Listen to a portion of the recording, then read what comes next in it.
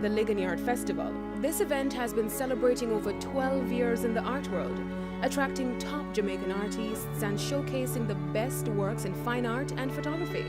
This is a premier art festival held annually in Jamaica. You can say the heart of art. Let's take a look.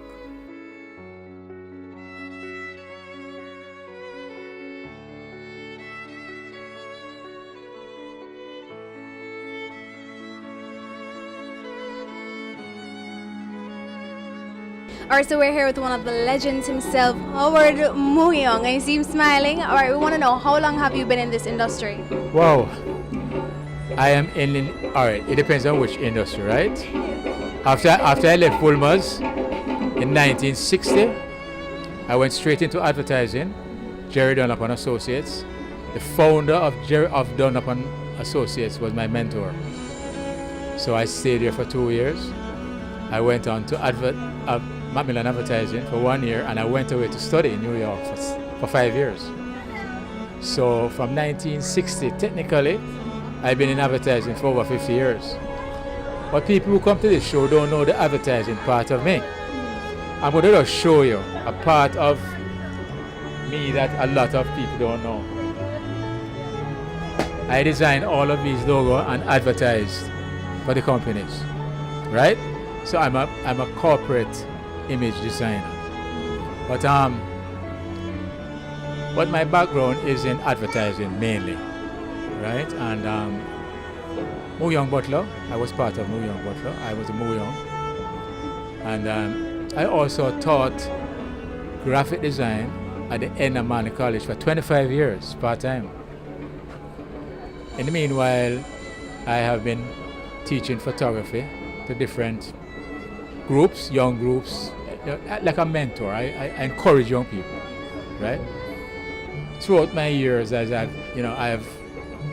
won all the medals in festival, broke all the records. I am one of 2 champion photographers.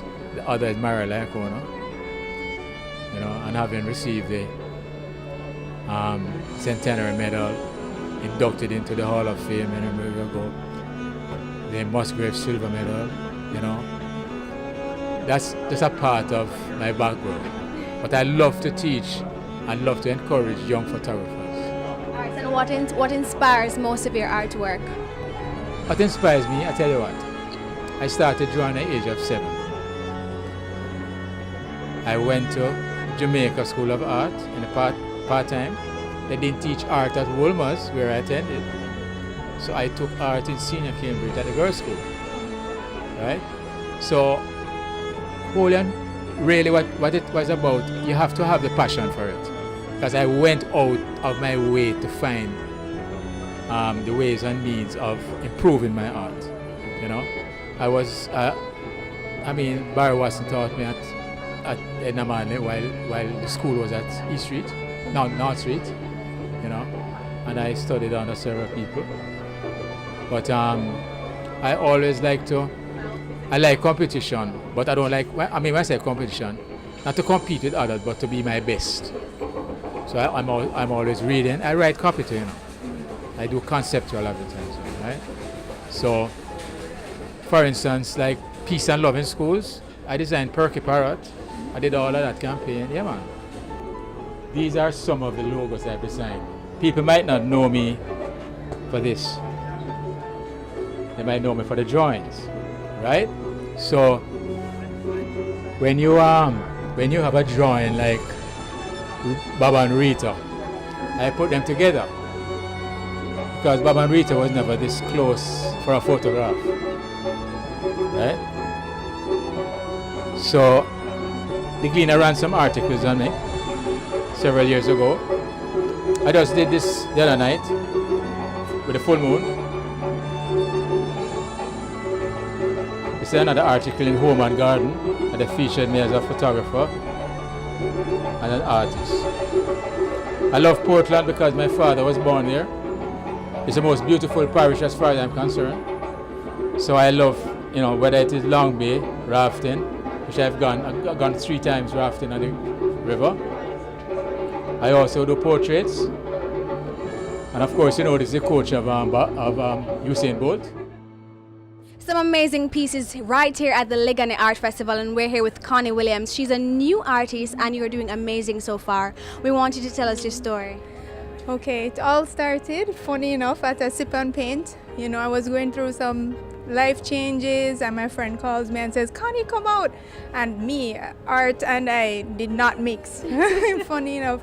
And there was something about having the piece, having the tangible piece there that I loved, and I kept going back every week. And then I bought my own easel, went home and, you know, started all of this. And trial and error, because I'm self-taught. So many say it's a gift.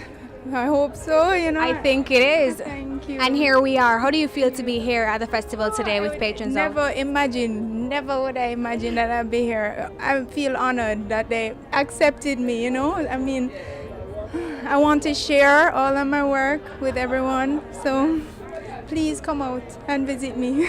I have calendars I've done, I have prints, my originals I'm selling, I'm letting all of them go. So next year I'm gonna try and do marry them with clothes and, you know, household items. Yes. And you're gonna go very far, let me tell you that. Or you wanna go in depth with some of your pieces because they seem very emotional, you know? Very. I wanted them to convey what I was feeling, you know. So for example, let me show you. This is a weeping bride. Obviously you can feel her sadness and her, you know, aching. And then I was listening to Cuban music for this one and I felt very colorful. This one over here is a bit more risky. This is bondage, you know. So I believe that we have a host of characters living inside of us, and it just comes through in my art, you know. Maybe I'm playful, in a playful mood here, and over here, you know, I'm happy, I want to dance. Over here I'm sad. So yes, basically. How about this one? This is absolutely gorgeous. Oh, dancer, I know, colorful. I wanted life. I felt you know, it all depends on my mood the day of, because it's a process. I sit down, you know, and I say, how am I feeling today, my intuition, and this is what comes out. That's why I guess everything is unique, you know. It's not a style really, it's all different. How about the tasty one? The tasty, actually Mr. Muyong, who has a booth over there, he inspired me to do heritage sites in Jamaica. So I have a friend that owns, funny enough, the building, and I asked for a photograph, and I put my own whimsical style on it. So I wanted to start making maybe prints, postcards of all the heritage sites. So this is the first one. Stay tuned for more from the Liguanea Art Festival 2016.